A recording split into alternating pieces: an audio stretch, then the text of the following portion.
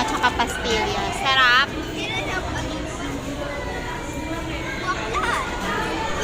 At ayun, happy na naman ang mga kids dahil naglaro sila sa Kids Zona.